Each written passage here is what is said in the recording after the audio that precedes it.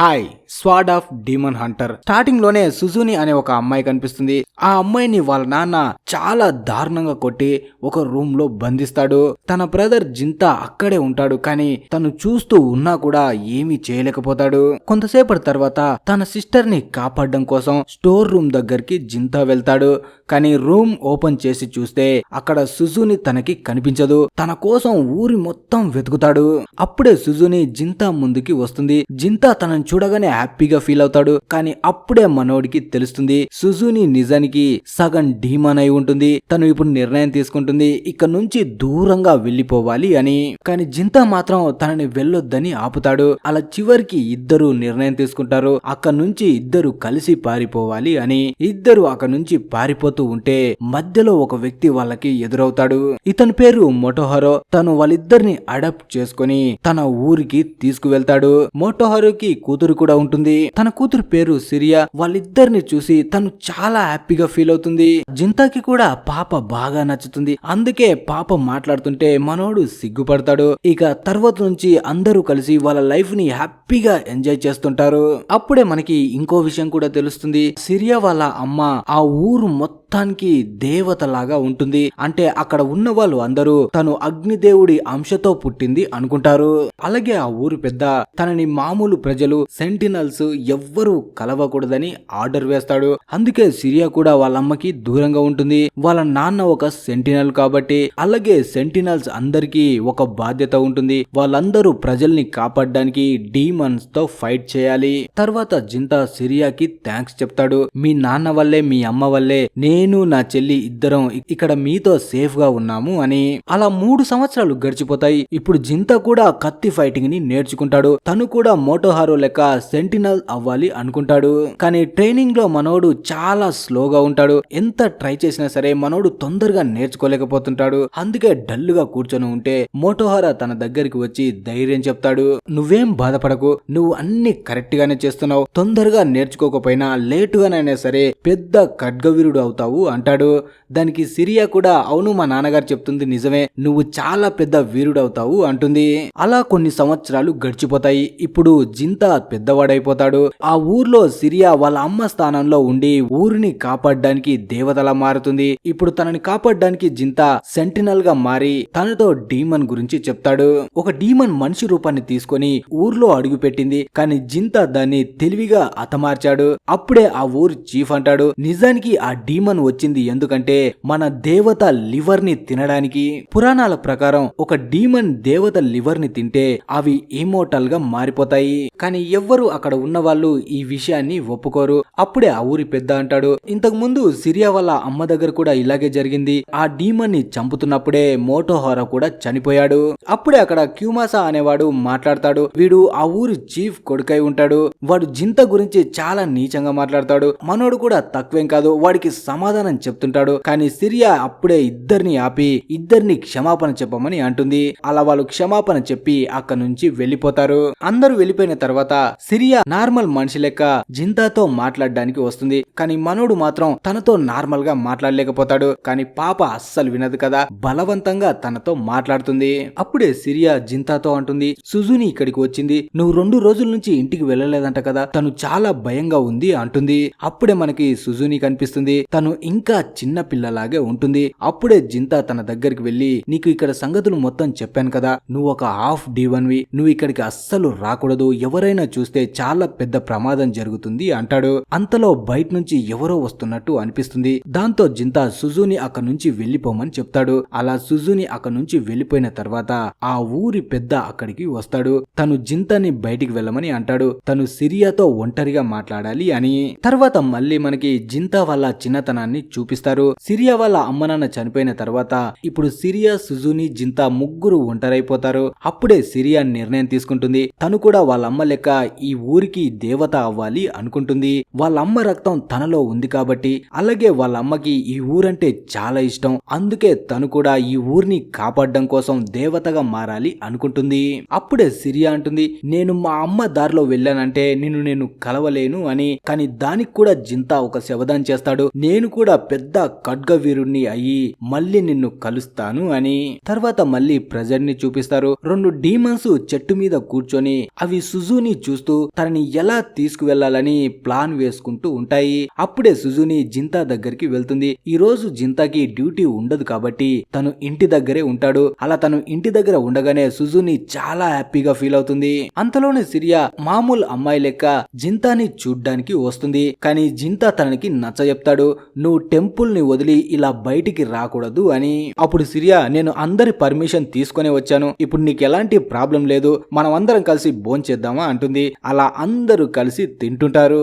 తిన్న తర్వాత సుజున్ని ఇంటి దగ్గరే వదిలేసి జింతా సిరియా ఇద్దరు అలా ఊర్లో తిరిగొద్దామని వెళ్తుంటారు. వాళ్ళు అంత సంతోషంగా ఉండడంతో సుజుని కూడా చాలా హ్యాపీగా ఫీల్ అవుతుంది. తన అన్న సిరియాని ఇష్టపడుతున్నాడు, తను సంతోషంగా ఉంటే నేను కూడా సంతోషంగా ఉంటాను అనుకుంటుంది. అలా ఇద్దరు ఊర్లోకి వస్తారు. ఊర్లో ఉన్న అందరూ అంత అందమైన అమ్మాయి పక్కన జింతాని చూసి షాక్ అవుతారు. చిన్నప్పుడు అందరూ సిరియాని చూసి ఉంటారు, కాకపోతే చాలా రోజుల నుంచి ఊరికి దూరంగా టెంపుల్లోనే ఉండి పెరిగింది కాబట్టి ఇప్పుడు పెద్దయ్యాక ఎవ్వరికి సిరియా ఎలా ఉంటుందో తెలీదు. అందుకే అందరూ ఆశ్చర్యపోతారు. సిరియా బెస్ట్ ఫ్రెండ్ కూడా తనని గుర్తుపట్టదు. తర్వాత ఒక దగ్గర కూర్చొని సిరియా జింతా ఇద్దరు వాళ్ళ పేరెంట్స్ గురించి మాట్లాడుకుంటారు. వాళ్ళలాగే మనం కూడా ఈ ఊరిని జాగ్రత్తగా చూసుకోవాలి అనుకుంటారు. తర్వాత సిరియా జింతాని వాళ్ళు చిన్నప్పుడు శబదం చేసుకున్న ప్లేస్ కి తీసుకువస్తుంది. అక్కడే ఒక నిజం చెప్తుంది. ఊరి పెద్ద నా దగ్గరికి వచ్చి నువ్వు ఒక బిడ్డని కనాలి, అది కూడా పెళ్లి చేసుకోనని చెప్పాడు. ఆ పెళ్లి చేసుకోవాల్సింది కూడా క్యూమాస్ అని. వాడు కూడా ఒక సెంటినలే కాబట్టి, అలాగే తను వాళ్ళ అమ్మ మాట నిలబెట్టాలి, ఈ ఊరిని కాపాడాలి కాబట్టి తను జింతాని ప్రేమిస్తున్నా సరే మనసులో దాచుకొని తను క్యూమాస్ అని పెళ్లి చేసుకుంటానని చెప్తుంది. నిజానికి జింతా తనని ప్రేమిస్తున్నాడు అనుకోదు, కానీ జింతా తన మీద ఎంత ప్రేమ ఉందో బయటపడతాడు. కాకపోతే వాళ్ళిద్దరూ ఊరిని కాపాడాలని మాట తీసుకున్నారు కాబట్టి వాళ్ళకి ఉన్న పనుల్లోనే వాళ్ళ జీవితాన్ని కొనసాగించాలి. కాకపోతే దానికోసం వాళ్ళ ప్రేమని సమాధి చేయాలని ఒకరిని ఒకరు సర్ది చెప్పుకొని అలా ఎవ్వరి దారుల్లో వాళ్ళు వెళ్లిపోతారు. తర్వాత ఊరి పెద్ద జింతాకి ఆర్డర్ వేస్తాడు. ఊర్లోకి డీమన్స్ వచ్చినట్టు సమాచారం వచ్చింది, నువ్వు వెంటనే వెళ్లి వాటిని అంతం చెయ్యి అంటాడు. దానికి జింతా కూడా ఒప్పుకొని బయటికి వస్తూ ఉంటే క్యూమాసా తనకి అడ్డుగా వచ్చి సిరియా తను పెళ్లి చేసుకోబోతున్న విషయం గురించి జింతా ఫేస్ ముందే చెప్తాడు. అలాగే తనతో అంటాడు, మేమిద్దరం పెళ్లి చేసుకోబోతున్నాం రా, నువ్వెలా సంతోషంగా ఉన్నావు, నువ్వు సిరియాని ప్రేమించడం లేదా అంటాడు. అప్పుడు జింతా ఊరికి మంచి జరగాలంటే ఇదే సరైన నిర్ణయం అంటాడు. అలా చెప్పి డీమన్స్ ని అంతం చేయడానికి వెళ్లిపోతాడు. ఇక్కడ ఇంతకు ముందు కనిపించిన ఆ 2 డీమన్స్ కనిపిస్తాయి. వాటిలో ఒకటి సుజుని దగ్గరికి వెళ్తుంది, ఇంకో డీమన్ జింతాతో ఫైట్ చేయడానికి వస్తుంది. అలా జింతాకి ఆ డీమన్ కి మధ్య అదిరిపోయే ఫైట్ జరుగుతుంది. చాలా కష్టం మీద ఆ డీమన్ చెయ్యిని జింతా నరికేస్తాడు. జింతా ఫైటింగ్ స్కిల్స్ కి ఆ డీమన్ చాలా మురిసిపోతుంది. అలాగే జింతాతో అంటుంది, అసలు నువ్వు కత్తినెందుకు చేపట్టావు అని. అప్పుడు జింతా అంటాడు, ఎవరైతే అమాయకులపై దాడి చేసి వాళ్ళ ప్రాణాల్ని తీస్తున్నారో వాళ్ళని అంతం చేయడం కోసమే నేను ఈ కత్తిని ఎత్తాను అంటాడు. ఇక్కడ ఇంకో డీమన్ సుజుని ముందకి వచ్చి తనని డీమన్ అంటుంది. నిజానికి ఇంకా సుజుని మనిషి రూపంలో ఉండటానికి వాళ్ళ అన్న జింతానే కారణం. తన మీద ఉన్న ప్రేమ వల్లే తను డీమన్ గా మారలేకపోతుంది. ఈ విషయం గురించి ఆ డీమన్ కూడా తెలుసు. అందుకే తను పథకం ప్రకారం సుజునితో మాట్లాడుతూ, నీ అన్న మీద పెద్ద అటాకే జరగబోతుంది, అందుకే తనని కాపాడడానికి నువ్వు నీ పవర్ ని ఉపయోగించి డీమన్స్ కి హెల్ప్ చేయాలి, నీ అన్న ప్రాణాలతో ఉండాలంటే నువ్వు ఇప్పుడు నాతో పాటు రావాలి అంటుంది. కానీ సుజుని తనతో రావడానికి ఒప్పుకోదు. అప్పుడే ఆ డీమన్ ఫ్యూచర్ లో ఏం జరగబోతుందో సుజునికి చూపెడుతుంది. సిరియా క్యూమాసాతో కలిసి జింతాని మోసం చేసి తనని చంపేస్తారు అన్నట్టు తనకి విజన్ చూపిస్తుంది. దాంతో ఆ డీమన్ తో పాటు వెళ్ళడానికి సుజుని కూడా ఒప్పుకుంటుంది. ఇక్కడ ఇంకో డీమన్ జింతాని దారుణంగా కొడుతూ ఉంటుంది. అప్పుడే జింతా ఆ డీమన్ తో అంటాడు, అసలు మీరు మనుషుల్ని ఎందుకు చంపుతారు అని. అప్పుడు డీమన్, అది మా అలవాటు, మా పుట్టుకతోనే ఉంటుంది, దాన్ని ఎప్పటికీ మేము మార్చుకోము. అలా మళ్ళీ ఇద్దరు ఫైట్ చేసుకుంటారు. ఈసారి ఆ డీమన్ జింతా ఒక చెయ్యిని నరికేసి తన కత్తిని కూడా విరగొడుతుంది. అప్పుడే జింతా ఆ విరిగిన కత్తి ముక్కను తీసుకొని ఆ డీమన్ గుండెల్లో దింపుతాడు. అది అక్కడే చనిపోతూ చివరిసారిగా జింతాతో అంటుంది, మేమిక్కడికి వచ్చింది ఒక పవర్ఫుల్ డీమన్ ని కలవడానికి. అలా చెప్తూనే ఆ డీమన్ చనిపోతుంది. అప్పుడే జింతాకి అర్థమవుతుంది, ఈ డీమన్స్ చెప్పేది నా చెల్లెలు సుజుని గురించే అని. అలా తను ఏదో చేద్దామని పోయేలోపే కట్టైన ఆ డీమన్ చెయ్యి జింతాని పట్టుకొని, నువ్వు కత్తి ఎత్తింది ఒకరిని కాపాడడానికి అయితే ఆ కాపాడిన వాడిని నువ్వు కాపాడలేకపోతే అప్పుడు నువ్వు ఏం చేస్తావు అంటుంది.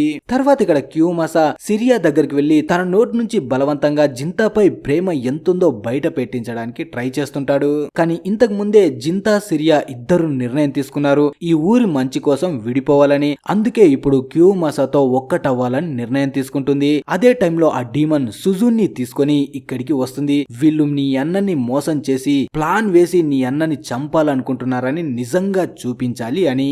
ఆ డీమన్స్ చూసి సిరియా కూడా షాక్ అవుతుంది. తర్వాత ఇక్కడ జింతాకి మెలకు వస్తుంది. ఇప్పుడు విరిగిపోయిన తన చెయ్యి కూడా నార్మల్ అవుతుంది. అలా తను పైకి లేచి ఊరిని చూస్తే ఊరు మొత్తం తగలబడిపోతుంది. ఇక్కడ సుజుని సిరియాతో మాట్లాడుతూ, నువ్వు చాలా మంచిదాని అనుకున్నాను, మా అన్నకి తోడుగా ఉంటావనుకున్నాను, అందుకే మా అన్న మీద ప్రేమతో తనకి దూరం కాలేక నేను ఇంకా చిన్న పిల్లలాగే ఉండిపోయాను. ఇప్పుడు మా అన్నకి నువ్వు కూడా ద్రోహం చేశావు. కానీ అప్పుడే సిరియా సుజునికి నచ్చజెప్పాలి అనుకుంటుంది. ఇదంతా ఊరి మంచి కోసమే మేము నిర్ణయం తీసుకున్నాము అని. కానీ సుజునికి ఏమీ అర్థం కాదు. తనకి కేవలం సిరియా మోసం చేస్తుందన్న విషయం మాత్రమే కనిపిస్తుంది. అప్పుడే ఆ డీమన్ సుజున్ని ఇంకా రెచ్చగొడుతుంది. అది నీ అన్నని మోసం చేసి చంపాలనుకుంది, పక్కనే ఉన్న నిన్ను కూడా మోసం చేసింది, నువ్వు ఇప్పుడు సిరియాని చంపాలి అంటుంది. అలా కోపంగా ఉన్న సుజుని పూర్తిగా డీమన్ లాగా మారిపోతుంది. అది చూసి క్యూమాసా తన మీద అటాక్ చేయడానికి వస్తే ఇంకో డీమన్ తనని పట్టుకొని బయటకి తీసుకువెళ్తుంది. ఇప్పుడు సుజుని సిరియాని చంపడానికి సిద్ధమవుతుంది. కానీ అంతలో జింతా అక్కడికి వస్తాడు. సుజుని కత్తి ఎత్తి సిరియాని నరకబోతున్నప్పుడే జింతా వచ్చి తనని కాపాడడానికి హక్ చేసుకుంటాడు. కానీ ఆలోపే సిరియా తల తెగిపడుతుంది. అప్పుడే జింతా సుజుని అడుగుతాడు, నువ్వు దానిని ఎందుకు చంపావు అని. అప్పుడు సుజుని తను మోసం చేసింది, అందుకే నా చేతిలో చచ్చింది అంటుంది. అది మోసం చేసింది చనిపోయింది, ఇప్పుడు నువ్వు ఇంటికి వెళ్లి విశ్రాంతి తీసుకో అంటుంది. ఆ మాటలు వినగానే జింతాకి సుజుని మీద కోపం వస్తుంది. నువ్వు మనల్ని కాపాడి ఇంటికి తీసుకువచ్చిన ఫ్యామిలీనే మోసం చేశావు, నీకు తెలిసిన జింతా ఎప్పుడో చనిపోయాడు, ఇప్పుడు నేను కొత్త వాణ్ణి అంటాడు. అలా చూస్తూ ఉన్నప్పుడే ఇంతకు ముందు విరిగిపోయిన జింతా చేతిలో డీమన్ పవర్స్ వస్తాయి. అలా వెంటనే జింతా పూర్తిగా డీమన్ గా మారి సుజుని పై అటాక్ చేస్తాడు. తన బ్రదర్ తన మీద అటాక్ చేయడానికి రావడంతో సుజుని చాలా ఏడుస్తుంది. ఇక జింతా కూడా తనని వదిలేశాడు, తను ఒంటరి అయిపోయానని కోపంగా ఇక నిర్ణయం తీసుకుంటుంది. తను ఈ ప్రపంచాన్ని నాశనం చేయకుండా ఉండను అని. అలా వెంటనే జింతాపై అటాక్ చేయడానికి తన చెయ్యిని ముందుకు పెడితే జింతా తన చెయ్యిని పట్టుకొని తన మీద మొదటిసారి అటాక్ చేస్తాడు. కానీ సుజునికి ఏమీ అవ్వదు. అలా మళ్ళీ జింతా సుజునిపై అటాక్ చేయడానికి వెళ్తాడు. కానీ ఇంతకు ముందు వచ్చిన డీమన్ అడ్డుగా వస్తుంది. ఇదే సుజుని రెచ్చగొట్టి ఉంటుంది. అలా ఆ డీమన్ అడ్డు రాగానే సుజుని అక్కడి నుంచి పారిపోతుంది. అలా వెళ్తూ సుజుని అంటుంది, నేను ఈ ప్రపంచం మొత్తాన్ని నాశనం చేసి లాస్ట్ కు నిన్ను చంపడానికి వస్తానని జింతాతో చెప్పి అక్కడి నుంచి వెళ్ళిపోతుంది. ఇక్కడ అడ్డు వచ్చిన ఆ డీమన్ ని జింతా చంపేస్తాడు. కానీ చనిపోతున్నప్పుడు ఆ డీమన్ జింతాతో అంటుంది, నేను ఫ్యూచర్ ని చూశాను, ఫ్యూచర్ లో డీమన్స్ మొత్తం అంతమైపోయాయి, కానీ ఇప్పుడు సుజుని డీమన్ గా మారింది కాబట్టి ఇక డీమన్స్ అంతమవ్వవు అంటుంది. ఇప్పుడు జింతా చనిపోయిన సిరియాని పట్టుకొని గట్టి గట్టిగా ఏడుస్తూ తన మీద ఎంత ప్రేమ ఉందో బయట పెడతాడు. అలా కొన్ని రోజులు గడిచిపోతాయి. ఇప్పుడు జింతా నిర్ణయం తీసుకుంటాడు, ఈ ఊరు నుంచి బయటికి వెళ్లి బయట ఉన్న డీమన్స్ అన్ని అంతం చెయ్యాలి అని. అలాగే తన లోపల ఉన్న డీమన్ సుజున్ని చంపాలని రెచ్చగొడుతుంది. కాకపోతే తనని చంపకుండా వేరే మార్గాన్ని కూడా వెతకాలి అనుకుంటాడు. అలాగే జింతా వెళ్తున్నప్పుడు ఆ ఊరి పెద్ద దేవత దగ్గర ఉండే ఆ ఖడ్గాన్ని తీసుకువచ్చి జింతాకి ఇస్తాడు. ఇప్పుడు దేవతే ఈ ఊర్లో లేదు కాబట్టి ఆ ఖడ్గం ఎందుకోసం, నీ దగ్గర ఉంటే డీమన్స్ ని చంపొచ్చు అంటాడు. అలాగే ఆ కత్తి పట్టుకోగానే జింతా చాలా శక్తివంతంగా ఫీల్ అవుతాడు. అప్పుడే ఆ ఊరి పెద్ద జింతాకి మొక్కుతూ తనకి కొత్త పేరుని పెడతాడు, అదే జినియా. అలాగే జింతాతో ఇంకో విషయం కూడా చెప్తాడు, నాకు సిరియా గురించి నీ గురించి ముందు నుంచే తెలుసు, కానీ క్యూమాసా కూడా సిరియాని ఇష్టపడుతున్నాడు. ఒక తండ్రిగా కొడుకుకి నేను మేలు చేయాలి కాబట్టి సిరియాని తనకిచ్చి పెళ్లి చేయాలనుకున్నాను, ఇదంతా నా వల్లే జరిగింది అంటాడు. అలా జింతా ఆ ఊరు నుంచి బయలుదేరతాడు. అలా ఊరిని వదిలేసి జింతా వేరే ఊర్లోకి వస్తాడు. ఇక్కడ కొత్త ఊర్లో జెన్జీ అనేవాడు తన కస్టమర్స్ తో మాట్లాడుతూ ఉంటాడు. వీళ్ళ బాస్ నే కలవడానికి జింతా ఈ ఊరికి వస్తాడు. ఇప్పటి నుంచి జింతా పేరు జినియా. ఇంతకు ముందు వాళ్ళ ఊరి పెద్ద తనకి కత్తి ఇస్తూ తన పేరుని జినియాగా మారుస్తాడు. అప్పుడే జినియా దగ్గరికి ఆ స్టోర్ ఓనర్ వచ్చి మాట్లాడుతూ, నేను ఒక అమ్మాయిని దత్తత తీసుకున్నాను, ఆ అమ్మాయిని కాపాడడానికే నిన్ను ఇక్కడికి రప్పించాము అంటాడు. అప్పుడే జెన్జీ అంటాడు, తన ఓనర్ కూతురు రూమ్ లో ఉన్నప్పుడు ఆ రూమ్ బయటికి ఒక డీమన్ వచ్చింది. ఆ డీమన్ ఆ పాపని తన కూతురు అని తనకి ఇమ్మని అడుగుతుంది. ఆ స్టోర్ ఓనర్ అనుకుంటాడు తన కూతురు అనుకొని ఆ డీమన్ ఇమ్మని అడుగుతుంది అని. కానీ స్టోర్ ఓనర్ తన కూతుర్ని చాలా ప్రేమిస్తాడు. ఇలాగే వదిలేస్తే ఆ డీమన్ తన కూతుర్ని తీసుకుపోతుందేమో అని తన కూతుర్ని కాపాడుకోవడం కోసం జెనియాని అక్కడికి రప్పిస్తాడు. అప్పుడే ఆ స్టోర్ ఓనర్ కూతురు నాన్సు అక్కడికి వస్తుంది. తాను జినియాని చూసి, ఈడెవడో బుడిబుక్కలోలాగా ఉన్నాడు, వీళ్ళందరూ ఫేక్ నా కొడుకులు, ఇక నుంచి వెళ్లిపోమని అంటుంది. అప్పుడే జెన్జీ తనతో, మీ నాన్నగారే తనని నమ్మి ఇక్కడికి రప్పించారు, మనం తనని అవమానించకూడదు అంటాడు. కానీ నాన్సు మాత్రం తన మాటల్ని అస్సలు నమ్మదు. పోరా ఆఫ్ బ్రెయిన్ నా కొడక, నీ మాటలు నేనెందుకు నమ్మాలరా, ముందు వాణ్ణి ఇక నుంచి దొబ్బేమను అంటుంది. రాత్రికి డీమన్ వస్తుందేమో అన్న భయంతో నాన్సు చాలా భయపడుతుంది. అందుకే వాళ్ళ నాన్న జెన్జీని తనకి కాపలగా తన రూమ్ దగ్గరే ఉంచుతాడు. అప్పుడే నాన్సు అనుకుంటుంది, ఇక్కడ ఉన్న వాళ్ళు అందరూ నా మాటల్ని కామెడీగా తీసుకుంటున్నారు, డీమన్ వచ్చిందన్న కూడా ఎవరు నమ్మడం లేదు, ఒకవేళ నా మాటల్ని సీరియస్ గా తీసుకుంటే మా నాన్న నా కోసం మంచి హంటర్ నే రప్పించేవాడు అనుకుంటుంది. అప్పుడే జెన్జీ తనకి ధైర్యం చెప్తాడు, నువ్వు భయంలో ఏదేదో మాట్లాడుతున్నావు, మీ నాన్న నిన్ను చాలా ఇష్టపడుతున్నాడు. అప్పుడే నాన్సుకి ఆ డీమన్ వాయిస్ వినిపిస్తుంది. దాంతో తను గట్టి గట్టిగా అరుస్తూ ఉంటుంది.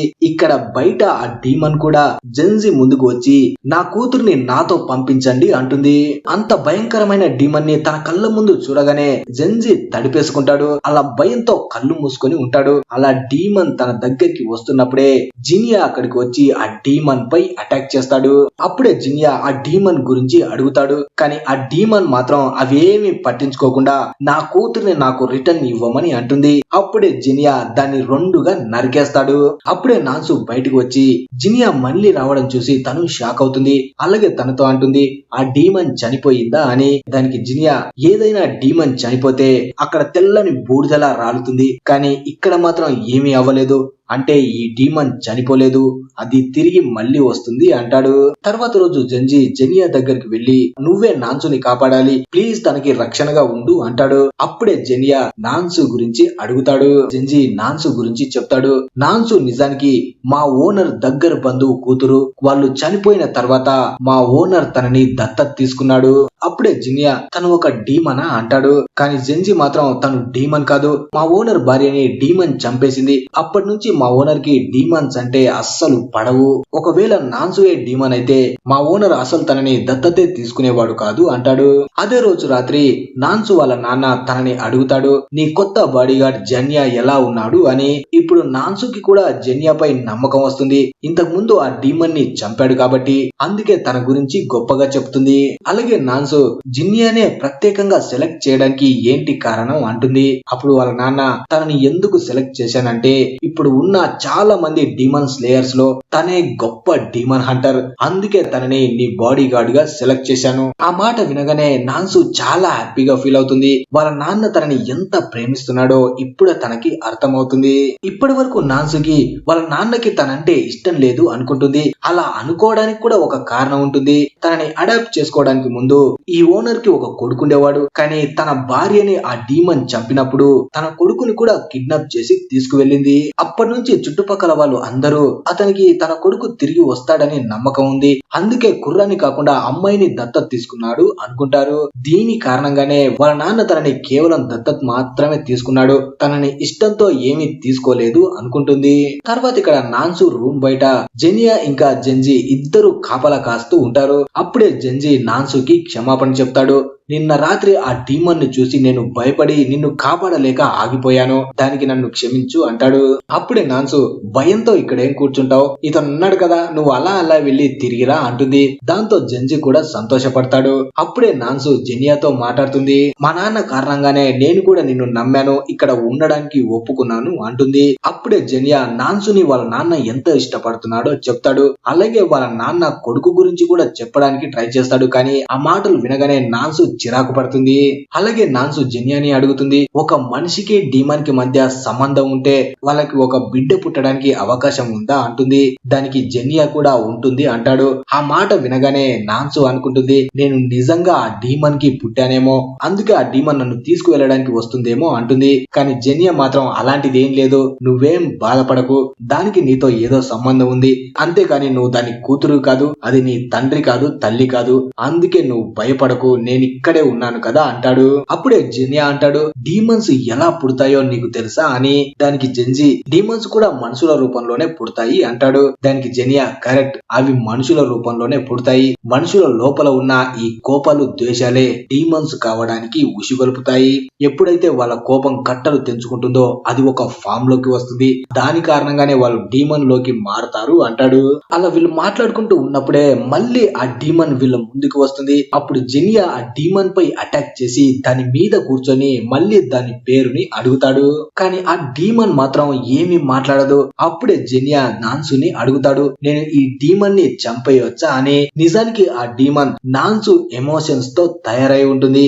ఇప్పుడు తన పర్మిషన్ లేకుండా ఈ డీమన్ ని చంపితే అది మళ్ళీ మళ్ళీ వస్తూనే ఉంటుంది. డీమన్ వచ్చింది ఎందుకంటే నాన్సు అనుకుంటుంది, తప్పిపోయిన తన కొడుకు తిరిగి వస్తే వాళ్ళ నాన్న తనని పట్టించుకోడు, అందుకే తనపై కూడా ఒక డీమన్ అటాక్ చేస్తే వాళ్ళ నాన్న తన గురించి ఆలోచిస్తాడు, తనే కావాలనుకుంటాడని అనుకుంటుంది. ఈ ఎమోషన్స్ కారణంగానే ఈ డీమన్ తయారవుతుంది.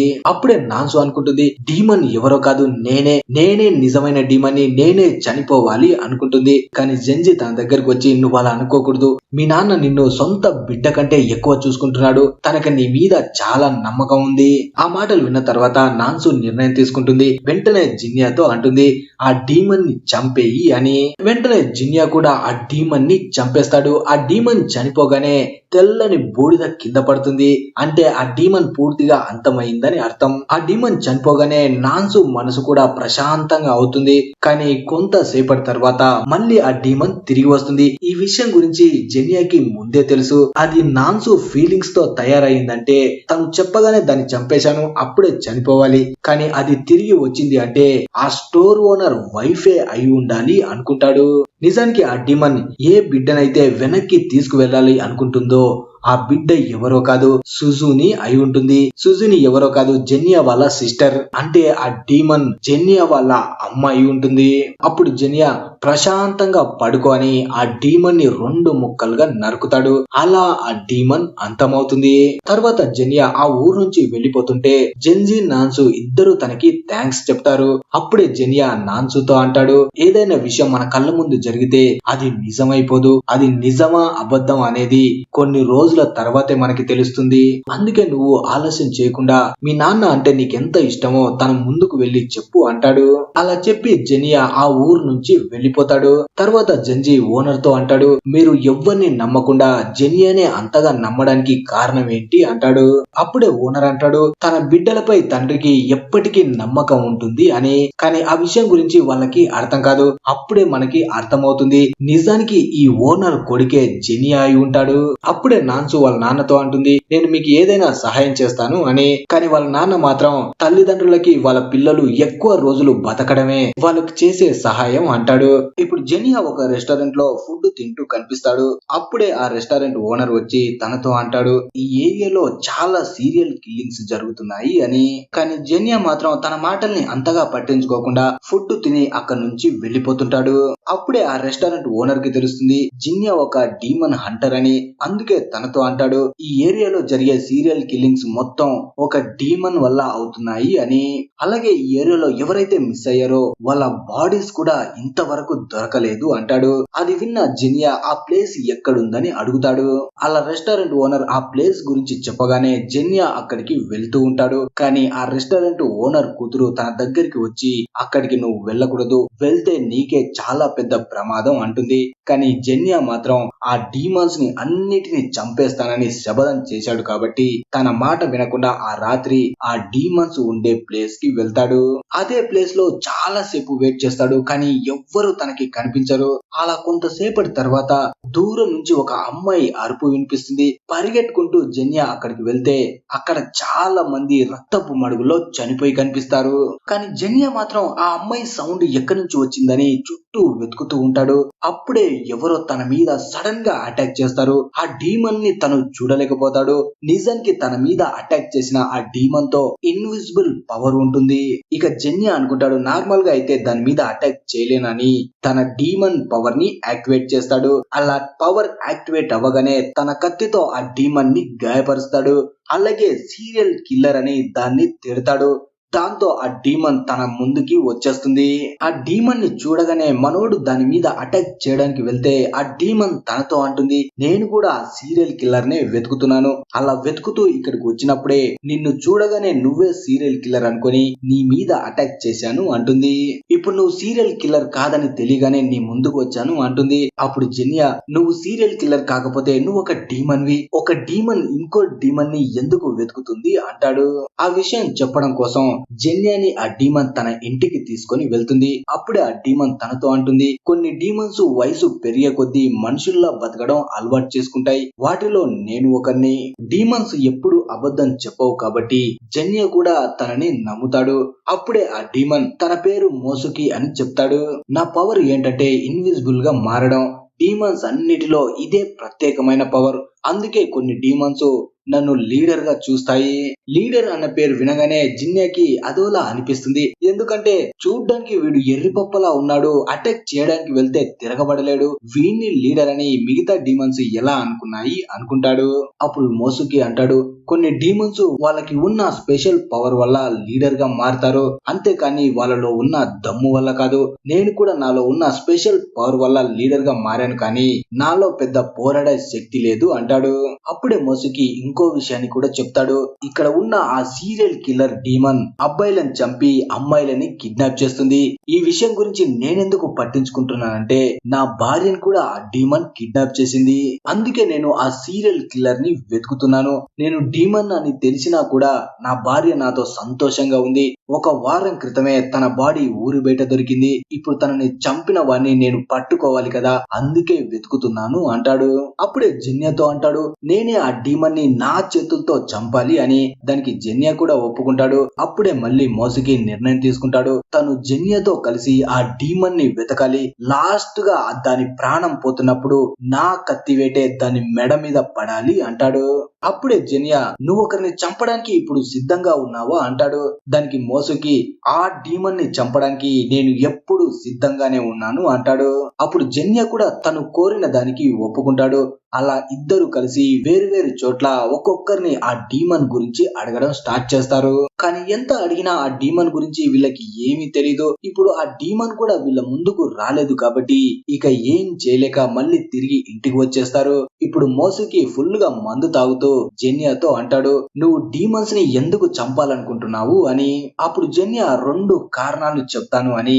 మొదటి కారణం, నాకు పైసలు కావాలి, పైసల కోసం డీమన్స్ ని చంపుతున్నాను. ఇక రెండోది, ఒక స్పెషల్ డీమన్ ఉంది, దాన్ని ఆపాలి, అది నా జీవితాన్ని నాశనం చేసింది అంటాడు. అప్పుడే మోసుకి, ఒకవేళ ఆ డీమన్ నీ ముందుకు వస్తే దాన్ని నువ్వు క్షమిస్తావా అంటాడు.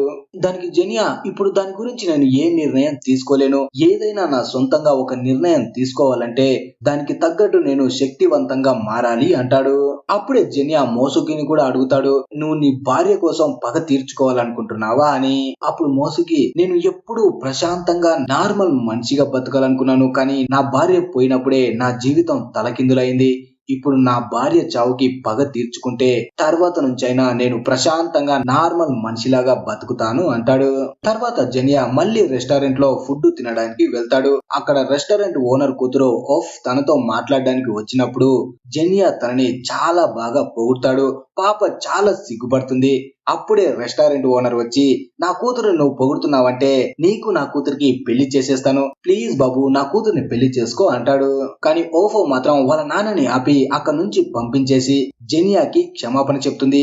మా నాన్న అంతే, దేనికి ఆగిసావడు, ఇలా నీతో బిహేవ్ చేసినందుకు క్షమించు అని అక్కడి నుంచి వెళ్ళిపోతుంది. తర్వాత మోసుకి జెన్య ఇద్దరు మళ్ళీ ఆ డీమన్ గురించి ఎంక్వైరీ చేస్తూ ఉంటారు. అప్పుడే ఓఫ్ జెన్యాకి కనిపిస్తుంది. అలా జెన్య ఓఫ్ దగ్గర మాట్లాడడానికి వెళ్తే అప్పుడే మోసుకి అక్కడి నుంచి వెళ్ళిపోతాడు. వాళ్ళు మాట్లాడుకుంటుంటే మధ్యలో పానకంలో పుడకలాగా నేనెందుకని అక్కడి నుంచి వెళ్ళిపోతాడు. అలా చాలా సేపు ఓఫ్ ఇంకా జెన్య మాట్లాడుకుంటారు. అలా మాట్లాడుకుంటూనే ఓఫ్ వాళ్ళ ఇంటి దగ్గరికి వస్తుంటారు. అప్పుడే ఆఫ్ జెన్యాతో అంటుంది, నువ్వు ఎప్పుడు ఎందుకు ఫేస్ అదోలా పెట్టుకొని ఏదో కోల్పోయిన వాడిలా ఉంటావు అంటుంది. దానికి జెన్యా, నా జీవితంలో ఒక్కటే లక్ష్యం ఉంది, ఎట్టి పరిస్థితుల్లోనూ ఆ లక్ష్యాన్ని సాధించాలి, అప్పటి వరకు నేను దేని గురించి ఆలోచించను అంటాడు. అప్పుడే ఆఫ్, నువ్వు ప్రశాంతంగా ఉండడం నేర్చుకోవాలి అంటుంది. కానీ మనోడు మాత్రం అంత ప్రశాంతత నాకొద్దు అంటాడు. అప్పుడే వాళ్ళకి పువ్వులు కనిపిస్తాయి. ఆ పువ్వులు చూడగానే జెన్యాకి సిరియా గుర్తొస్తుంది. అలా సిరియాని గుర్తు తెచ్చుకోగానే మనోడు సంతోషంగా నవ్వుకుంటాడు. ఆ నవ్వును చూసి ఆఫ్ కూడా అంటుంది, నువ్వు ఇలా నవ్వుతూ ఉంటే చాలా బాగుంటావు, ఇలాగే ఎప్పుడు ఉండు అని. నువ్వు ఇలా సంతోషంగా ఉండడానికి నీ పాత జ్ఞాపకాలని గుర్తు తెచ్చుకో, అప్పుడు నీ చుట్టూ ఉన్నవి కూడా నువ్వు సంతోషంగా ఉండడానికి తోడవుతాయి అంటుంది. అలా మాట్లాడుకుంటూనే వీళ్ళు ఆఫ్ వాళ్ళ ఇంటి దగ్గరికి వస్తారు. అప్పుడే జెన్యా ఆఫ్ తో అంటాడు, నీకు ఎప్పుడైనా అవకాశం దొరికితే నాకు ఇలాంటి పువ్వుల గురించి చెప్పు అని. ఆ మాట వినగానే ఆఫ్ మదిలో గంటలు మోగుతాయి. ఇదంతా దూరం నుంచి మోసుకో చూసి నవ్వుకుంటాడు. ఆ తర్వాత జెన్యా మోసుకో ఇద్దరు మళ్ళీ డీమన్ ని వెతుక్కుంటూ వెళ్లిపోతారు. కొంతసేపటి తర్వాత జెన్యా ముందుకు ఒక అమ్మాయి వస్తుంది. ఆ అమ్మాయిని చూస్తూ ఉన్నప్పుడే సడన్ గా ఒక డీమన్ వచ్చి అక్కడ ఉన్న వాళ్ళపై అటాక్ చేస్తుంది. దాంతో జెన్యా వెంటనే కత్తి తీసుకొని ఆ డీమన్ పై అటాక్ చేస్తాడు. ఆ డీమన్ కి జెన్యాకి మధ్య అదిరిపోయే ఫైట్ జరుగుతుంది. కానీ ఆ డీమన్ మాత్రం జెన్యాని వదిలేసి అక్కడ ఉన్న అమ్మాయిని ఎత్తుకెళ్లడానికి ట్రై చేస్తుంది. కానీ మోసుకే ఆ అమ్మాయి ప్రాణాల్ని కాపాడతాడు. దాంతో డీమన్ అక్కడ నుంచి వెళ్లిపోతుంది. అప్పుడే మోసుకి ఆ డీమన్ ని ఫాలో చేస్తూ వెనకే వెళ్తాడు. జెన్యా తను కాపాడిన అమ్మాయిని చూస్తే ఆ అమ్మాయి ఎవరో కాదు, నాన్సుయే అయి ఉంటుంది. తను 3 సంవత్సరాల తర్వాత నాన్సుని చూస్తుంటాడు. అప్పుడే నాన్సుని అంటాడు, ఇంత రాత్రిపూట నువ్వు ఇక్కడేం చేస్తున్నావు అని. అప్పుడే నాన్సు, నువ్వు చెప్పింది విని ఇప్పుడు నేను మా నాన్న పనిలో హెల్ప్ చేస్తున్నాను, ఆ పని మీదే ఇక్కడికి వచ్చాను అంటుంది. అప్పుడే జెంజీ కూడా అక్కడికి వస్తాడు. వాళ్ళిద్దరిని ఒక దగ్గర చూసి వాళ్ళు లవర్స్ ఏమో అనుకున్నట్టు మనోడు ఫీల్ అయిపోతాడు. కానీ జెన్యా మాత్రం అలాంటిదేం లేదు, నేను ఇక్కడ డీమన్ కోసం వెతకడానికి వచ్చానని ఆ డీమన్ గురించి చెప్పి ఇప్పుడు జెన్జీ నాన్సు దగ్గరికి వచ్చాడని తను ఆ డీమన్ ని వెతకడానికి వెళ్లిపోతాడు. అప్పుడే జెన్జీ జెన్యాతో అంటాడు, టేరామాచిలో ఒక టెంపుల్ ఉంది, ఆ టెంపుల్ లో ఉండే పూజారి చనిపోయాడు. అతను చనిపోయిన దగ్గర నుంచి ప్రతిరోజు రాత్రి ఆ టెంపుల్ లో అమ్మాయిల శబ్దాలు వినిపిస్తున్నాయంట. అక్కడ ఉన్న వాళ్ళు అందరూ అనుకునేది ఏంటంటే ఆ టెంపుల్ లో డీమన్ ఉంది అనుకుంటున్నారు. ఇక్కడ మోసుకి కూడా ఆ డీమన్ ని ఫాలో చేస్తూ వెనకే వస్తుంటాడు.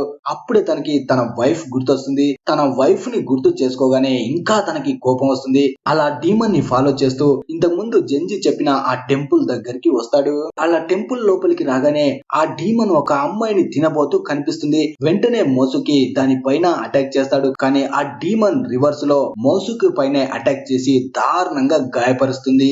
అలా ఆ డీమన్ ఆ అమ్మాయిని తినేసి మోసుకిని అక్కడే వదిలేసి అక్కడ నుంచి వెళ్లిపోతుంది. కొంతసేపటి తర్వాత జెన్యా ఆ టెంపుల్ లోకి వస్తాడు. అప్పుడే గాయపడ్డ మోసుకి జెన్యాకి కనిపిస్తాడు. అలా జెన్యా తన దగ్గరికి వెళ్ళగానే మోసుకి మొత్తం చెప్తాడు, ఆ డీమన్ ఎత్తుకొచ్చిన అమ్మాయిల్ని మొత్తం తినేస్తుంది, తనే నా భార్యను కూడా చంపింది అని చాలా బాధపడతాడు. అలాగే జెన్యాతో ప్రామిస్ చేయించుకుంటాడు, నువ్వు ఎలాగైనా సరే నా పగని తీర్చుకోవాలి, ఆ డీమన్ ని చంపాలి అంటాడు. దానికి బదులుగా జెన్యా నీ పవర్ ని నాకు ఇవ్వాలి అంటాడు. ఇంతకు ముందు జెన్యా ఫస్ట్ లో డీమన్ ని చంపాడు కదా, దాని దగ్గర ఉన్న అసలైన పవర్ ఏంటంటే ఎవరి పవర్ నైనా అది అబ్జర్వ్ చేసుకోగలదు. ఇప్పుడు జెన్యా దగ్గర ఆ పవర్ ఉంది కాబట్టి తను కూడా ఏ పవర్ నైనా అబ్జర్వ్ చేసుకోగలడు. అలా మోసుకే పవర్ కూడా జెన్యా తీసేసుకుంటాడు. మోసుకి చనిపోతూ తన భార్యతో ఉన్న జ్ఞాపకాలని గుర్తు చేసుకుంటాడు. కొంతసేపటి తర్వాత ఆ డీమన్ మళ్ళీ ఒక అమ్మాయిని తీసుకువచ్చి తినబోతూ ఉంటుంది. ఈ డీమన్ మగాళ్ళని చంపేసి ఆడాలను తింటూ ఉంటుంది. అది దేని గురించో మనకు తెలీదు. అలాగే ఆ డీమన్ ఎవరి కోసమో అదే పనిగా వెతుకుతూ ఉంటుంది కూడా. కానీ ఆ విషయం కూడా మనకి తెలీదు. ఒక్క విషయం మాత్రం పూర్తిగా అర్థమవుతుంది, ఆ డీమన్ మళ్ళీ మనిషిలా మారాలి అంటే అమ్మాయిల్ని తినాలి అని అందరూ అమ్మాయిల్ని చంపి తింటూ ఉంటుంది. ఇప్పుడు జెన్యా దగ్గర మోసికి దగ్గర ఉన్న ఇన్విజిబుల్ పవర్ ఉంది కాబట్టి ఇన్విజిబుల్ లో వచ్చి ఆ డీమన్ పై అటాక్ చేస్తాడు. తను ఇన్విజిబుల్ లో ఉన్నా కూడా ఆ డీమన్ అటాక్ చేస్తూ ఉంటుంది. దాంతో జెన్యా దాని ముందుకు వచ్చి తన డీమన్ పవర్ ని వాడి దాని తల నరికేస్తాడు. దాని ప్రాణం పోతున్నప్పుడు అసలు నువ్వు మగాళ్ళని చంపి అమ్మాయిల్ని ఎందుకు తింటున్నావు, ఒకవేళ అమ్మాయిల్నే తింటున్నావు అంటే మోసుకి భార్యని ఎందుకు తినకుండా వదిలేశావు అంటాడు. అప్పుడు ఆ డీమన్ ఏదో చెప్పడానికి ట్రై చేస్తుంది, కానీ జెన్యాకి ఏమీ అర్థం కాదు. దాంతో జెన్యా దాని పవర్ ని అబ్జర్వ్ చేసుకుంటాడు. అలా పవర్ ని అబ్జర్వ్ చేసుకున్న తర్వాత చూస్తే ఆ డీమన్ ఎవరో కాదు, మోసుకి భార్యనే అయి ఉంటుంది. అది చూసి మనోడు షాక్ అవుతాడు. నిజానికి కొంతమంది కలిసి బలవంతంగా మోసుకి భార్యని చంపేసి ఉంటారు. చనిపోతున్నప్పుడు తన మనసులో తిరిగి తన భర్తని కలవాలని కోరుకుంది కాబట్టి తను ఒక డీమన్ లాగా మారి ఉంటుంది. కానీ డీమన్ రూపంలో తన భర్త ముందుకు వెళ్ళలేదు కాబట్టి అమ్మాయిలని తినేసి తను మనిషిగా మారి మళ్ళీ తన భర్తని కలవాలి అనుకుంటుంది. కానీ తను డీమన్ గా మారిన తర్వాత కొన్ని విషయాలు తనకి గుర్తుండవు. అందుకే తన కంట్రోల్ తప్పి చంపడమే పనిగా పెట్టుకుంది. తర్వాత రెస్టారెంట్ ఓనర్ ఓఫ్ తో అంటాడు, జెనియా ఎక్కడున్నాడు అని. అప్పుడు ఓఫ్ జెనియా అనుకున్నది ఏంటంటే అక్కడ ఒక్క డీమన్ కాదు, చాలా డీమన్స్ ఉన్నాయి, వాటన్నిటిని చంపే వరకు తను తిరిగి రానని చెప్పాడు అంటుంది. తర్వాత ఇక్కడ ఇద్దరు వ్యక్తులు మోసుకి వైఫ్ కు చేసినట్టే ఇంకెవరికైనా అమ్మాయికి చేద్దామని ఆలోచిస్తూ ఉంటారు. ఇప్పుడు జెనియా మోసుకి వైఫ్ చనిపోతున్నప్పుడు తనని చంపింది ఎవరో చూసేసి ఉంటాడు. అందుకే వాళ్ళని చూడగానే ఒకే దెబ్బతో ఇద్దరిని చంపేస్తాడు. అలా జెనియా మోసుకి ఇచ్చిన మాట కూడా తీరిపోతుంది. అలా మళ్ళీ జెనియా అక్కడి నుంచి బయలుదేరుతాడు. ఒక అమ్మాయి బాల్ తో ఆడుకుంటూ కనిపిస్తుంది. అప్పుడే నావు అనే వ్యక్తి ఓఫ్ వాళ్ళ షాప్ లోకి వెళ్తూ కనిపిస్తాడు. తను చాలా కంగారుగా లోపలికి వెళ్తూ చూసుకోకుండా నాన్సుకి తగులుతాడు. తర్వాత రోజు మార్నింగ్ మళ్ళీ నావు ఓఫ్ వాళ్ళ రెస్టారెంట్ లో తినడానికి వస్తాడు. ఇప్పుడు కూడా తను చాలా కంగారుగా కూర్చొని ఉంటాడు. అప్పుడే ఓఫ్ వాళ్ళ నాన్న వచ్చి నువ్వెందుకు ఇంత కంగారు పడిపోతున్నావు అని అడుగుతాడు. దానికి నావు వాళ్ళ బ్రదర్ గురించి చెప్తాడు. కానీ ఓఫ్ వాళ్ళ నాన్నకి బాగా తెలుసు నావుకి ఎలాంటి బ్రదర్స్ లేరు, తను ఒక్కడే కొడుకు. అయినా సరే ఈ విషయాన్ని చెప్తూ ఉంటే నావు అస్సలు నమ్మడు. అప్పుడే ఓఫుతో అంటాడు, నా బ్రదర్ నాగాని నువ్వు చూసావా అని. కానీ ఓఫు మాత్రం ఏమీ మాట్లాడకుండా సైలెంట్ గా ఉండిపోతుంది. దాంతో మనోడు ఇంకా చాలా బాధపడతాడు. తలకి చేతులు పెట్టుకుని ఆలోచిస్తూ ఉంటాడు. నిజానికి తనకి ఒక బ్రదర్ ఉన్న సంగతి తనకి మాత్రమే గుర్తుంటుంది, ఇంకా ఎవ్వరికి గుర్తుండదు. అప్పుడే ఓఫు ఇంకా వాళ్ళ నాన్న ఇద్దరు జెనియా గురించి చెప్తారు. ఎందుకంటే తన వల్ల నావుకి ఏదైనా హెల్ప్ దొరుకుతుంది అని. జెనియా గురించి వినగానే నావు అనుకుంటాడు మనోడు దయ్యాలు పట్టేవాడేమో అనుకుంటాడు. ఆ మాట విని ఓఫు ఇంకా వాళ్ళ నాన్న ఇద్దరు చాలా నవ్వుకుంటారు. తను దయ్యాలు పట్టేవాడో ఎలుకలు పట్టేవాడో కాదు, తను ఒక సమురాయి. ఎదుటి వాళ్ళకి ఏదైనా కష్టంగా ఉందంటే వాళ్ళకి హెల్ప్ చేయడంలోనే తను సంతోషాన్ని వెతుక్కుంటాడు. అలా వీళ్ళు మాట్లాడుకుంటూ ఉంటే అప్పుడే లోపలికి జెనియా వస్తాడు. జెనియా లోపలికి రాగానే ఓఫు తనతో మాట్లాడడానికి వెళ్తుంది. ఇప్పుడు జెనియా ఓఫు ఇద్దరు మంచి దోస్తులవుతారు. తనకి తెలిసిన చాలా ప్లాంట్స్ గురించి ఫ్లవర్స్ గురించి మొత్తం జెనియాకి చెప్తుంది. అప్పుడే నువ్వు డీమన్స్ ని చంపుతావా అంటాడు. దానికి జెనియా హా చంపుతాను, నీకేదైనా ప్రాబ్లం ఉంటే చెప్పు అంటాడు. అప్పుడు నావు తనకున్న ప్రాబ్లం ని చెప్తూ నువ్వే నాకు హెల్ప్ చేయాలి అంటాడు. కానీ జెనియా మాత్రం నీది డీమన్స్ కి సంబంధించిన ప్రాబ్లం కాదు, ఇందులో నీకు నేను ఎలాంటి సహాయం చేయలేను అంటాడు. ఆ మాట వినగానే నావు చాలా ఫీల్ అవుతాడు. వెంటనే డల్ గా అక్కడి నుంచి వెళ్లిపోతాడు. తర్వాత ఓఫు వాళ్ళ నాన్న ఇద్దరు జెనియాకి నావు గురించి అన్ని విషయాలు చెప్తారు. నావు చాలా మంచివాడు, మీరు ఎలాగైనా తనకి హెల్ప్ చేయాలి అంటారు. వీళ్ళు ఇంతగా చెప్పడంతో జెనియా కూడా నావుకి హెల్ప్ చేయడానికి ఒప్పుకుంటాడు. తర్వాత నాన్సు జెనియాని కలుస్తుంది. అప్పుడే జెనియా అంటాడు నువ్వు జెంజీ ఎప్పుడు పెళ్లి చేసుకోబోతున్నారు అని. కానీ నాన్సు మాత్రం జెంజీని ఒక అన్నగా అనుకుంటుంది. అలాగే జెనియాతో అంటుంది మా నాన్న బిజినెస్ బాగుపడాలి, అలాగే బిజినెస్ లో పై పొజిషన్ కి వెళ్ళాలి అంటే ఇంకో బిజినెస్ మ్యాన్ నే నేను పెళ్లి చేసుకోవాలి, అలా అయితేనే మా నాన్న సంతోషంగా ఉండగలుగుతాడు అంటుంది.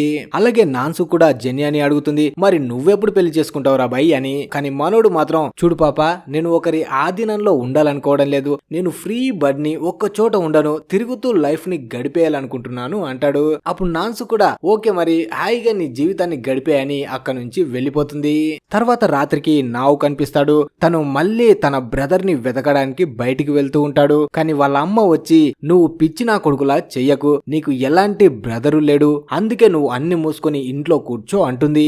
కానీ నావు మాత్రం ఎవ్వరు ఏం చెప్పినా నాకు నా అన్న గుర్తున్నాడు, నేను అతన్ని ఎలాగైనా వెతికి పట్టుకుంటాను, ఆ తర్వాత నాకు ఉన్న డ్యూటీస్ ను మొత్తం నేను కంప్లీట్ చేస్తాను అంటాడు. బయట కొంత దూరం వెళ్ళిన తర్వాత తనకి జినియా కనిపిస్తాడు. జినియా ఇప్పుడు నావుకి హెల్ప్ చేయబోతున్నట్టు చెప్తాడు. అది విని నావు హ్యాపీగా ఫీల్ అవుతాడు. కానీ తనకి ఇంకో విషయం కూడా చెప్తాడు, నేను ఇప్పుడు నీ అన్నని వెతకడానికి వస్తున్నానంటే నేను వెతకగానే దొరుకుతాడు అనుకోకు, నా మీద అస్సలు భరోసా పెట్టుకోకు అంటాడు. దానికి నావు కూడా ఒప్పుకుంటాడు. అలా ఇద్దరు ఓఫ్ వాళ్ళ రెస్టారెంట్ కి వస్తారు. ఇద్దరు రెస్టారెంట్ లో కూర్చున్నప్పుడు జెన్యాని నువ్వెక్కడి నుంచి వచ్చావని నావు అడుగుతాడు. అలా ఊరి పేరు చెప్పగానే మనోడు ఆశ్చర్యపోతాడు. అలాగే నీ ఖడ్గం పేరేంటి అని అడుగుతాడు. దాని పేరు కూడా మనోడు చెప్తాడు. అప్పుడు నావుకి అర్థమవుతుంది ఈ ఖడ్గాన్ని స్పెషల్ గా డీమన్స్ ని చంపడానికి తయారు చేశారు. ఇది తన చేతుల్లో ఉందంటే తను చాలా పెద్ద యోధుడై ఉంటాడు అనుకుంటాడు. అలాగే నీ కత్తిని ఒక్కసారి చూపించు అంటాడు. కానీ జెనియా మాత్రం ఈ కత్తుల గిత్తుల గోల నీకెందుకు రాబాయ్, నువ్వెందుకు వచ్చావు నీ అన్నని వెతకడానికి, ముందు తన గురించి నాకు చెప్పు అంటాడు. దాంతో నావు తన బ్రదర్ గురించి మొత్తం చెప్తాడు. అలాగే తను ఎప్పుడు మిస్ అయ్యాడో కూడా చెప్తాడు. తను మిస్ అవ్వడానికి ముందు ఒక అమ్మాయిని కలవడానికి వెళ్ళాడు.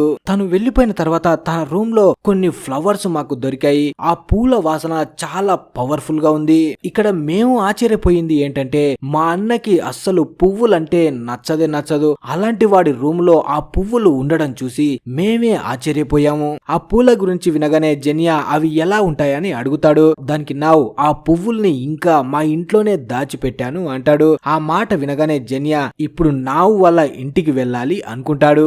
తర్వాత రోజు ఓఫ్ వాళ్ళ షాప్ కి నాన్సు వస్తుంది. అందరూ కలిసి నావు గురించే మాట్లాడుకుంటూ ఉంటారు. అప్పుడే రెస్టారెంట్ ఓనర్ అంటాడు, నావ్ వాళ్ళ ఫ్యామిలీ సేనాపతి ఫ్యామిలీ ఒక్కటే, అందుకే వాళ్ళు ఈ ప్లేస్ ని మొత్తం రక్షిస్తున్నారు. అలాగే నావు ఆ ఓనర్ కి ఒక వస్తువుని ఇచ్చి ఉంటాడు. ఆ వస్తువు కత్తికి సంబంధించింది. కత్తులతో ఆ ఓనర్ ఏమీ చేయలేడు కాబట్టి అది తనకి అనవసరం అని ఇప్పుడు దాన్ని జెనియాకి ఇస్తాడు. అలాగే ఓనర్ ఇంకో విషయాన్ని కూడా చెప్తాడు. నావుకి కత్తులంటే చాలా ఇష్టం. కత్తి ఎక్కడైనా కనపడితే మనోడు పరవశించిపోతాడు. అందుకే వాళ్ళమ్మ కూడా చాలా సార్లు తిడుతుంది. అయినా మనోడు అస్సలు మారలేదు. అప్పుడే జెనియా మీలో ఎవరైనా నావు వాళ్ళ అమ్మని కలిశారా అంటాడు. అప్పుడు షాప్ ఓనర్ ఆమె చాలా తెలివైంది, ఎవ్వరు తనని కలవడానికి వెళ్ళలేరు. అలాగే తను ఎంత పవర్ఫుల్ అంటే కంటి చూపులతోనే మొత్తాన్ని శాసించగలదు. తర్వాత జెనియా నావు వాళ్ళ ఇంటికి వెళ్తాడు. నావు వాళ్ళ అమ్మ జెనియాని చాలా బాగా చూసుకుంటుంది. అలాగే జెనియాకి థ్యాంక్స్ చెప్తుంది. నువ్వు తన లైఫ్ లోకి వచ్చిన తర్వాతే నావు మొహంలో నాకు సంతోషం కనిపించింది అని. లోపలికి వచ్చిన తర్వాత నావు తను దాచిపెట్టిన పువ్వులను తీసుకువచ్చి జెనియాకి చూపిస్తాడు. ఆ పువ్వులను చూడగానే తను అర్థం చేసుకుంటాడు ఇవి డీమన్స్ ఉండే ప్లేస్ లో మాత్రమే పూస్తాయి అని. అలాగే నావుతో అంటాడు, నీ అన్న నాగా కలవడానికి వెళ్ళింది ఒక డీమన్ లేడీని అని. అలాగే నీ బ్రదర్ ని అవి నార్మల్ చోటుకి తీసుకెళ్లి ఉండవు, ఈ ప్రపంచం నుంచి దూరంగా ఉండే వేరే కొత్త ప్రపంచానికి తీసుకెళ్లి ఉంటాయి అంటాడు. అలాగే నీ బ్రదర్ రూమ్ ని కూడా ఓసారి చూపించని చెప్తాడు.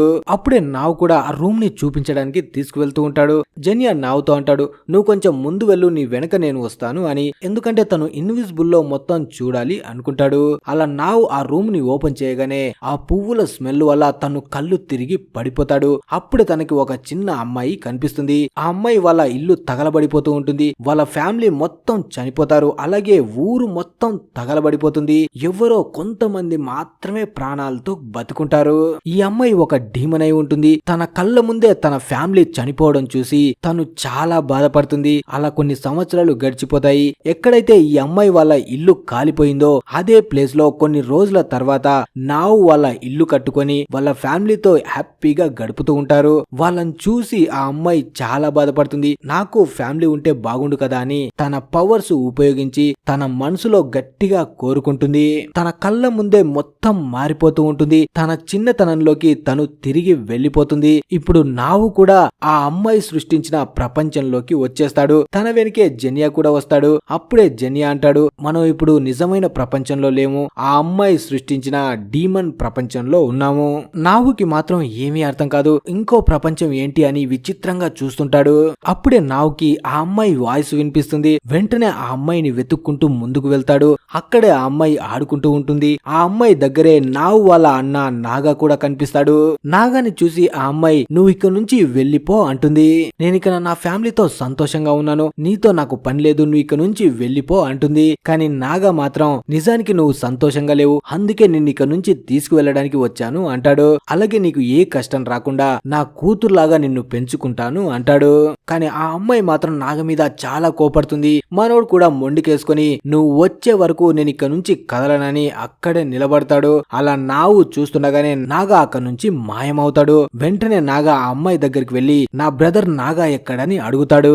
ఆ ప్లేస్ లో ఇంకేమీ మిగల్లేదు అంటుంది. కానీ నావు మాత్రం వినకుండా నీ కాలు కాళ్ళు పట్టుకుంటాను, నా అన్నని నాతో పంపించే అంటాడు. అప్పుడే జెనియా వచ్చి నావుని ఆపుతాడు. నువ్వు ఏడవ మాకు, ఈ డీమన్ ప్రపంచంలో టైం చాలా స్పీడ్ గా గడుస్తుంది, అందుకే నీ అన్న నాగా కూడా చనిపోయి ఉంటాడు.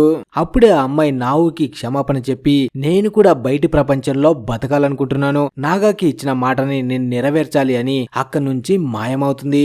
ఆ అమ్మాయి వెళ్ళిపోగానే తిరిగి నిజమైన ప్రపంచానికి నావు జెనియా ఇద్దరు వస్తారు. నావుకి ఏమీ అర్థం కాదు, వాళ్ళ అన్న కావాలని ఈ డీమన్ ప్రపంచంలో బతకడానికి ఎందుకు కోరుకున్నాడు అని. తర్వాత ఓఫు రెస్టారెంట్ లోకి వస్తారు. అప్పుడే జెనియా నావుతో అంటాడు, ఇంతవరకు మనం చూసిన ఆ డీమన్ అమ్మాయికి సంబంధించిన ఫ్యామిలీ 200 సంవత్సరాల క్రితం ప్రాణాలతో ఉండేది. ఇప్పుడు మీ ఇల్లు ఎక్కడైతే ఉందో అక్కడే వాళ్ళ ఫ్యామిలీ ఉండేవాళ్ళు, అందుకే ఆ అమ్మాయి ఇప్పటి వరకు ఆ ప్లేస్ లోనే ఉంది. అలాగే నావుకి క్షమాపణ చెప్తాడు, నీకు ఎలాంటి సహాయం నేను చేయలేకపోయాను అని. నావు మాత్రం క్షమాపణ చెప్పాల్సిన అవసరం లేదు, నీ వల్లే ఇప్పుడు నా మనసు ప్రశాంతంగా ఉంది, నా అన్న ఎక్కడికి వెళ్ళాడో నాకు ఇప్పుడు తెలిసింది, ఒకవేళ నా అన్న ఆ డీమన్ ప్రపంచంలో ఉండాలి అని నిర్ణయం తీసుకున్నాడు అంటే తను ఎలాంటి నిర్ణయమైనా సరే ఆలోచించే తీసుకుంటాడు, దాని వెనక ఏదో కారణమే ఉండి ఉంటుంది అంటాడు. అప్పుడే ఓఫు కూడా నావుతో అంటుంది, నాకు నీ బ్రదర్ గుర్తులేడు, కానీ నీ బ్రదర్ గురించి వింటుంటే నాకు చాలా సంతోషంగా ఉంది, తన కోసం కాకుండా ఒక అమ్మాయిని కాపాడడం కోసం తన ప్రాణాన్ని పణంగా పెట్టాడు అంటుంది. ఆ మాటలు వింటుంటే నావుకి కూడా సంతోషంగా అనిపిస్తుంది. అలా నావు వెళ్ళిపోయిన తర్వాత ఓఫు ఇంకా వాళ్ళ నాన్న ఇద్దరు జెనియాకి థ్యాంక్స్ చెప్తారు, నీ వల్లే మనోడు మనిషిలాగా మారాడు అని. కానీ జెనియా మాత్రం ఆ అమ్మాయి మాయమవుతూ ఒక పేరు చెప్పింది, నావు వాళ్ళ బ్రదర్ ని థాయుమా అంది, అంటే తన అసలు పేరు తన ఫ్యామిలీకి తప్ప ఎవ్వరికి తెలియదు కదా అంటాడు. దానికి ఓనర్, నాకు తెలిసి నాగా ఆ అమ్మాయిని తన ఫ్యామిలీ అనుకున్నాడేమో, అందుకే తన అసలు పేరుని చెప్పి ఉంటాడు అంటాడు. అప్పుడు జెనియా, అలా అయితే ఆ అమ్మాయికి నావు అసలు పేరు ఎలా తెలుస్తుంది, తను తన ఫ్యామిలీ కాదు కదా, నావు వాళ్ళ అమ్మ కూడా అందరి ముందు నావు అనే పిలుస్తుంది, అలాగే నావు అసలు పేరు నీకు ఎలా తెలుసు అని ఓఫు వాళ్ళ నాన్నని అడుగుతాడు. నువ్వు తన ఫ్యామిలీ కూడా కాదు కదా అంటాడు. అలాగే డీమన్స్ ఎప్పుడు అబద్ధం చెప్పవు, ఈ అన్నిటి వెనక ఏదో కారణం దాగి ఉంది అంటాడు. అలాగే ఆ అమ్మాయి వెళ్ళిపోతూ ఈ ప్రపంచంలో ఏమీ లేదు అని చెప్పింది, అంటే నాగా ఆ ప్రపంచం నుంచి బయటికి వచ్చాడు, అక్కడ టైం స్పీడ్ గా నడుస్తుంది కాబట్టి తను ఈ ప్రపంచంలోకి తిరిగి వచ్చాడంటే ఇప్పుడు తను ముసల్వాడు అయి ఉంటాడు, తను ముసల్తనంలోకి వచ్చాడు కాబట్టి తిరిగి తన ఫ్యామిలీ దగ్గరికి వెళ్ళలేదు, అలాగే తను ఒక రెస్టారెంట్ ని కూడా ఓపెన్ చేసి ఉండొచ్చు కదా అంటాడు. ఇప్పుడు తను ముసల్తనంలో ఉన్నాడు కాబట్టి తన ఫ్యామిలీ ముందుకు వెళ్ళలేక ఒక రెస్టారెంట్ ని ఓపెన్ చేసుకుని ఒక్కడే బతుకుతున్నాడేమో అంటాడు. అంటే ఇప్పుడు నిజం ఏంటంటే నావు వాళ్ళ బ్రదర్ నాగా ఎవరో కాదు, ఆ రెస్టారెంట్ ఓనరే. ఇప్పుడు జెనియాకి నిజం తెలిసిపోగానే ఆ రెస్టారెంట్ ఓనర్ కూడా ఒప్పుకుంటాడు, తన వెనకే నావు కూడా వస్తాడు. నావు ఇదంతా విని ఆ రెస్టారెంట్ ఓనర్ తో అంటాడు, నువ్వే నా బ్రదర్ అని ఇన్ని రోజులు ఎందుకు చెప్పలేదు అని. దానికి ఆ రెస్టారెంట్ ఓనర్, నేను చెప్పాలనుకున్నాను, కాకపోతే నేను ముసల్తనంలోకి వచ్చాను, నేను చెప్పినా ఇప్పుడు ఎవ్వరు నమ్మరు, అలాగే నేను ఆ ప్రపంచంలోకి వెళ్ళడానికి ఆ అమ్మాయిని కాపాడడానికి స్పెషల్ రీజన్స్ ఏమీ లేవు, ఒక అమ్మాయి కష్టంలో ఉంది కాపాడాలనుకున్నాను, అందుకే ఏమీ ఆలోచించకుండా వెళ్ళిపోయాను అంటాడు. అలా తన బ్రదర్ ని కళ్ళ ముందు చూసి నావు చాలా సంతోషపడతాడు. అప్పుడే నాగా అంటాడు, జెనియా ఒక డీమన్ ఆరాని నేను చాలా బాగా గుర్తించగలను అంటాడు. దానికి జెనియా, ఇదంతా సరే కాని ఆ చిన్న అమ్మాయి ఎటుపోయింది, తను ఎక్కడ ఉంది అంటాడు. అప్పుడే నాగా, ఓఫ్ ఎవరో కాదు, ఆ చిన్న పిల్ల డీమనే అంటాడు. ఆ మాట విని నావు జెనియా ఇద్దరు షాక్ అవుతారు. అలా ఎపిసోడ్స్ ముగుస్తాయి. మరి తర్వాత ఎపిసోడ్ కావాలనుకునే వాళ్ళు ప్లీజ్ వీడియోని లైక్ చేసి ఛానల్ ని సబ్స్క్రైబ్ చేసుకోండి. Thanks for watching.